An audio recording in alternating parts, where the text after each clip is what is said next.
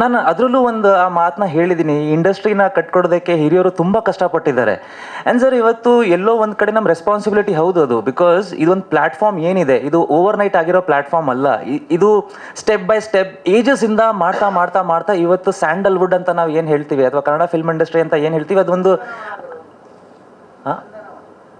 ಚಂದನವನ ಅಂತ ಏನು ಹೇಳ್ತೀವಿ ಅದೊಂದು ಪ್ಲ್ಯಾಟ್ಫಾರ್ಮ್ ಏನು ಕ್ರಿಯೇಟ್ ಆಗಿದೆ, ಅದಕ್ಕೆ ತುಂಬ ಶ್ರಮ ಪಟ್ಟಿದ್ದಾರೆ.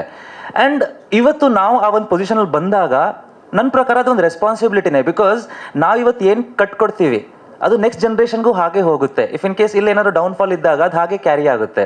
ಸೊ ಅಲ್ಲಿ ನಡ್ಕೊಂಡು ಹೋಗ್ಬೇಕಾದ್ರೆ ನಾನು ಆ ಐಡಿಯಾ ಆ್ಯಕ್ಚುಲಿ ಬಂದಿದ್ದೆ ಅಲ್ಲಿ ನಾವು ಆ ಟ್ರಾಫೀಸು, ಆಮೇಲೆ ನನಗೆ ಸರ್ ಹೇಳಿದ್ರು ಇಲ್ಲಿ ಈ ಥರ ಎಲ್ಲ ಸಿನಿಮಾ ಪ್ರೊಜೆಕ್ಷನ್ ಆಗಿತ್ತು, ಆ ಕಾಲದಲ್ಲಿ ಈ ಥರ ಎಲ್ಲ ಬರ್ತಿದ್ರು, ಆಮೇಲೆ ಅಲ್ಲಿ ಇಟ್ಟಿದ್ದೊಂದು ಹಳೆ ಕ್ಯಾಮ್ರಾ.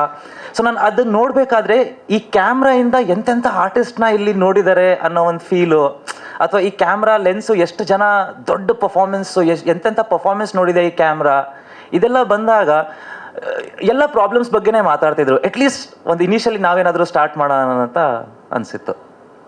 ಈಗ ಕಿರುತೆರೆ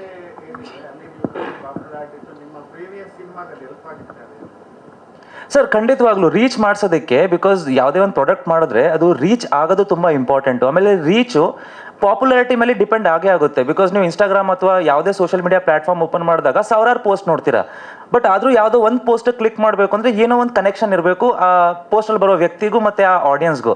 ಸೊ ಅದು ತುಂಬ ಹೆಲ್ಪ್ ಮಾಡಿದೆ in terms of promotions. But end of the day ನಾವು ಎಷ್ಟೇ ಸರ್ ಕೇಳಿದ್ರು ಅನಿಸುತ್ತೆ 8 ಮಿಲಿಯನ್ ವ್ಯೂಸ್ನ ಹೇಗೆ ನಾವು ಟಿಕೆಟಿಗೆ ಕನ್ವರ್ಟ್ ಮಾಡೋದು. ಬಟ್ 8 ಮಿಲಿಯನ್ ವ್ಯೂಸಲ್ಲಿ ಅಷ್ಟು ಜನ ಸಿನಿಮಾ ಆಸಕ್ತಿ ಇರ್ತಾರೆ ಅಂತಲೂ ಇಲ್ಲ.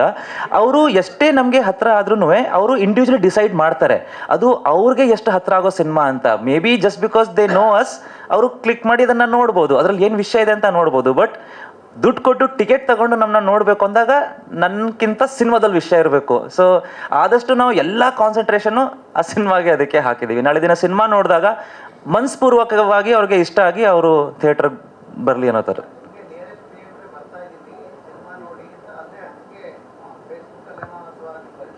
ಹೌದು ಸರ್, ಅಂದರೆ ಸೋಷಲ್ ಮೀಡಿಯಾ ಈಗ ತುಂಬ ಎಲ್ಲರಿಗೂ ರೀಚೇಬಲ್ ಆಗಿದೆ. ಆ್ಯಂಡ್ ಸೋಷಲ್ ಮೀಡಿಯಾ ಒಂದು ಓಪನ್ ಪ್ಲಾಟ್ಫಾರ್ಮು.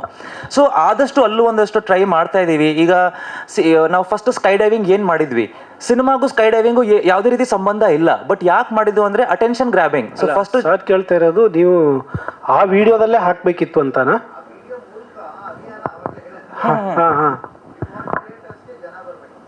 ಹೌದು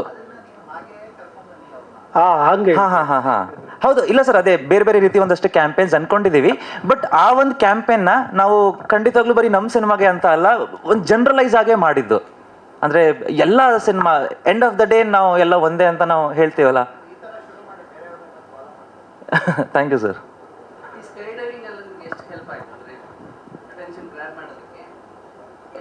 ಸರ್ ಇನಿಷಿಯಲ್ ಡೇಸಲ್ಲಿ ಬಿಕಾಸ್ ನಮಗೆ ಗೊತ್ತು ನಾವು ಇದಕ್ಕಿಂತ ಮುಂಚೆ ಒಂದಷ್ಟು ಪ್ರಾಜೆಕ್ಟ್ ಮಾಡಿದ್ದೀವಿ, ಆ ಅಟೆನ್ಷನ್ ಗ್ರಾಬಿಂಗ್ಗೆ ತುಂಬ ಕಷ್ಟ ಆಗ್ತಿತ್ತು. Because quality of the cinema ನೋಡೋದು ಅವರು ನಮ್ಮನ್ನ ನೋಡಿದಾಗ, ಬಟ್ ಅದು ನೋಡೋ ಆಸಕ್ತಿನೇ ಇಲ್ಲ ಅಂತ ಅಂದಾಗ ಹೇಗೆ ನಾವು ರೀಚ್ ಮಾಡ್ತೀವಿ. ಸೊ ಇನಿಷಿಯಲ್ ಆ ಟೈಟಲ್ ಏನು ಅನೌನ್ಸ್ ಆಯಿತು ಅಲ್ಲಿಂದ ನಾನು ಅದಕ್ಕೆ ನನ್ನ ಸ್ಪೀಚ್ಗಿಂತ ಮುಂಚೆ ಎಲ್ಲರಿಗೂ ಥ್ಯಾಂಕ್ಸ್ ಏನಕ್ಕೆ ಹೇಳಿದೆ ಅಂದರೆ ಅಲ್ಲಿಂದ ಇಲ್ಲಿವರೆಗೂ ಅದು ಹಾಗೆ ಕ್ಯಾರಿ ಮಾಡ್ಕೊಂಡು ಬಂದಿದ್ದೀರಾ. ಆ್ಯಂಡ್ ಅದರಿಂದ ಜನಕ್ಕೆ ಒಂದಷ್ಟು ಕ್ಯೂರಿಯಾಸಿಟಿ ಹುಟ್ಟಿದೆ ಅಂತ ಅನ್ಕೋತೀನಿ.